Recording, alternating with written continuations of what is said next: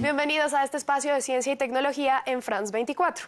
En esta ocasión vamos a hablar de dos tecnologías que por diferentes razones estuvieron en el centro de la polémica este año.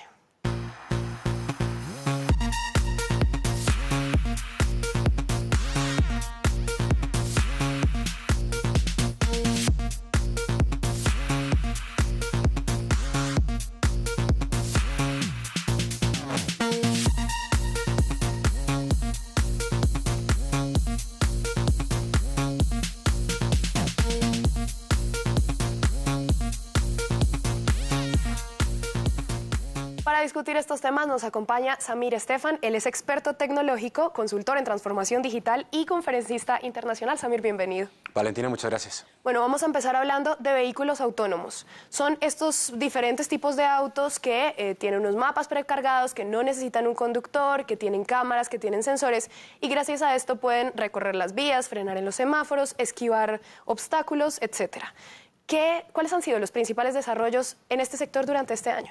Yo creo que hay tres. El primero tiene que ver con los costos de los sensores y el tamaño de los sensores. Eso ha permitido que más compañías empiecen a involucrar este tipo de tecnología en sus vehículos y que además los vehículos ahora tengan más sensores. El segundo tiene que ver con la cantidad de kilómetros que han logrado manejar estos vehículos en vías públicas, interactuando con gente, no en espacios controlados, sino en el mundo real. Y el tercero, derivado de eso mismo, la cantidad de información que los algoritmos han podido captar, han podido empezar a procesar y sobre los cuales están aprendiendo.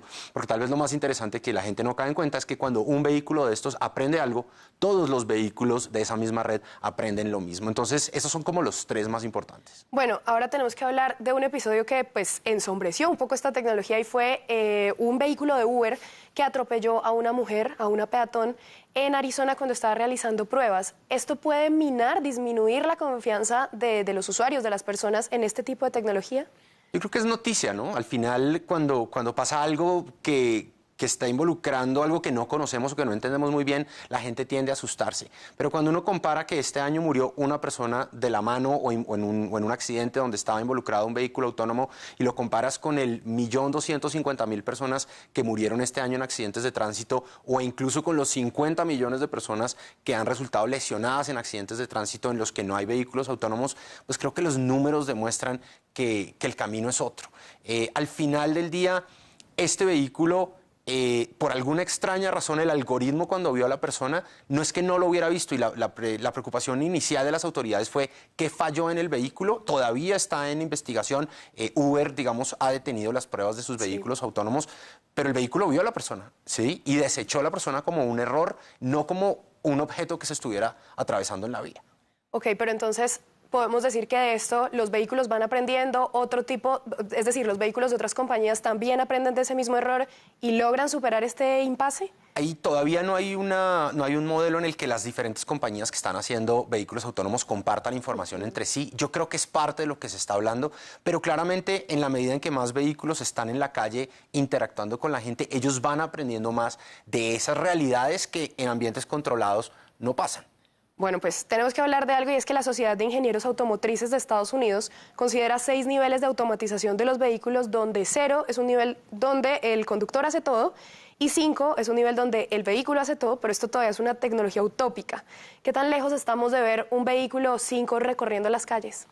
Yo creería que estamos a menos de 5 años. Los avances tecnológicos en este segmento han sido extremadamente rápidos y, como decíamos ahorita, lo que aprende uno lo aprenden todos. Entonces, creo que faltan varias cosas. No es solo el vehículo, son las vías, son las señalizaciones, es la gente, son las calles. Pero yo creería que en países tal vez como China, Estados Unidos, incluso algunos en Europa, en menos de 5 años vamos a ver vehículos. Incluso hay sitios en donde ya uno ve vehículos que tienen semiautomatización, pero que transitan por las vías sin ningún humano manejando el vehículo, recogiendo gente. Es el ejemplo de Waymo, una compañía de Google en Arizona, donde tiene un piloto donde participan cerca de 400 usuarios que ya no tienen carros y que tienen el servicio y básicamente lo piden como un Uber, pero llega el vehículo y nadie lo está manejando. Bueno, pues ahora vamos a cambiar de tema y llegamos a las armas 3D. Instrumentos que estuvieron en el centro del debate en Estados Unidos debido a los planos que se encontraban en un sitio web para su fabricación. Estos documentos eran accesibles en todo el mundo sin costo.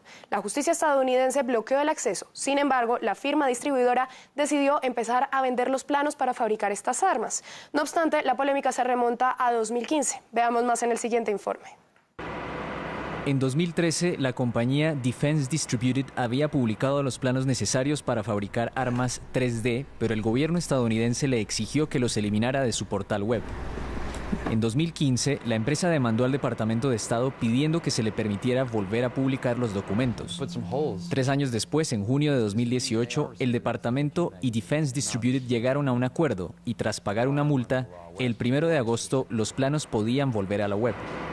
No obstante, los fiscales de 19 estados del país y del Distrito de Columbia presentaron una solicitud para bloquear los documentos de nuevo, y la justicia concedió el recurso al prohibir la distribución gratuita de los planos. Fue por ello que Cody Wilson, el fundador de la compañía, no se dio por vencido y decidió venderlos a precios irrisorios y enviar por correo electrónico o en memorias USB los diseños. Este tipo de armas se imprimen por piezas en impresoras 3D que utilizan plástico y que solo requerirían una pequeña parte en metal, por lo que podrían no ser reconocidas por los detectores en aeropuertos y demás edificios. Asimismo, no tienen número de serie, por lo que serían imposibles de rastrear al verse involucradas en incidentes. Tenemos que decir, Samir, que entonces, en teoría, cualquier persona que tenga acceso a una impresora 3D podría tener acceso a un arma impresa en 3D. Y esto realmente se convierte en un problema si lo pensamos en organizaciones terroristas, organizaciones internacionales o personas que no son aptas para manejar este tipo de armamento. Total. Y el problema, digamos, derivado de la publicación de estos planos radica en que las impresoras 3D en el 2014, 2015 todavía eran elementos más o menos extraños, pero cada vez vemos más fabricantes de dispositivos, cada vez vemos impresoras que son mucho más económicas y cada vez vemos impresoras que tienen avances tecnológicos en el sentido de no solo imprimir en un solo componente, por ejemplo plástico o un policarbonato, sino que pueden mezclar diferentes elementos, incluido el metal. Bueno, ahora tenemos que decir que hay una pequeña parte de estas impresoras que va en metal, lo que nos acaba de decir, pero ¿qué va a pasar cuando esto se pueda imprimir en plástico? Sí, al final un poco la preocupación es esa. Hoy en día todos los gobiernos venden armas a sus ciudadanos de algún tipo, pero hay ciertos controles. Creo que el país en donde menos controles hay puede llegar a ser Estados Unidos. Pero incluso en Estados Unidos hay estados en donde uno tiene que por lo menos presentar un documento de identidad para que el gobierno sepa o para que alguien tenga una base de datos en donde diga quién lo compró. El problema con las impresoras 3D es que nadie sabe quién está imprimiendo qué, ni cuántas, ni para qué. Y al poder imprimir, digamos, toda el arma menos un pin que puedo comprar en cualquier parte o que puedo luego mezclar con elementos que puedo comprar over the counter en cualquier lado, creo que la preocupación es esa, que no va a haber una trazabilidad, que nadie va a entender en realidad qué tan grande es el problema, y lo decía usted ahorita, creo que es un tema de salud pública en realidad. Bueno, y algo que tenemos que decir es que la polémica empezó diciendo que era una violación a la libertad de expresión, pero ¿qué tanta violación hay a la libertad de expresión cuando lo que se está bloqueando es una información que puede acabar con muchísimas vidas? El argumento de Distributed Defense en realidad venía basado en algo que para los norteamericanos es tal vez uno de los debates más grandes que han tenido en los últimos años, y es la segunda enmienda. Es que el derecho que tienen los norteamericanos por constitución a tener armas, pero además el derecho que tiene la gente a expresarse libremente. El gobierno y en su momento el Departamento de Estado lo que hizo fue decir, usted está publicando unos planos que básicamente permiten que cualquier persona en el mundo, no en Estados Unidos, sino en el mundo, puedan imprimir un arma. Y esto básicamente se caracteriza como un proceso de exportación de armamento que está cubierto por la ley, y por eso fue que los frenaron.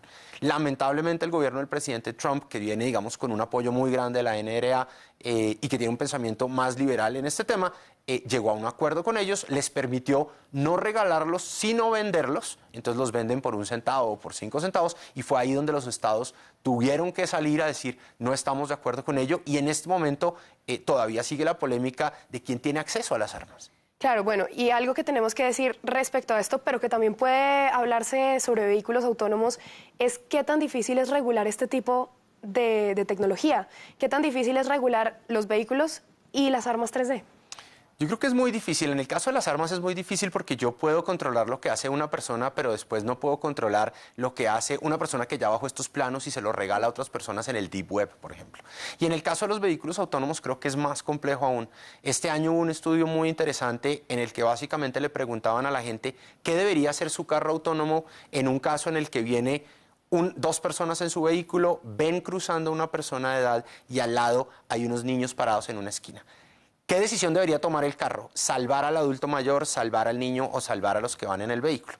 Y lo más interesante del estudio es que dependiendo de cuál era la cultura de la persona en donde se respondía, la respuesta fue diametralmente diferente. Hubo unos que dijeron protegemos al niño, los japoneses, por ejemplo, dijeron protegemos al adulto mayor y hubo unos incluso que dijeron protegemos al dueño del vehículo, a quien va dentro del vehículo. Entonces, no creo que veamos una regulación estándar a nivel mundial, así como no la vemos en temas de privacidad. Creo que el ejemplo del GDPR en Europa, cuando uno lo compara con lo que pasa en Estados Unidos, son visiones completamente diferentes y creo que cuando ya uno pasa del ciberespacio a un mundo en el cual mezclamos lo físico, como en el caso de los carros autónomos, la discusión va a ser mucho más amplia. De todas maneras, necesitamos cierta regulación, pero creo que esa regulación debería estar construida sobre la base de alguien que entienda y no de alguien que no entiende y le tiene miedo a esa tecnología. Bueno, pues para finalizar quiero preguntarle, desde su experiencia, ¿usted considera que estas tecnologías son polémicas por sí mismas o son polémicas por el uso que les dan los seres humanos?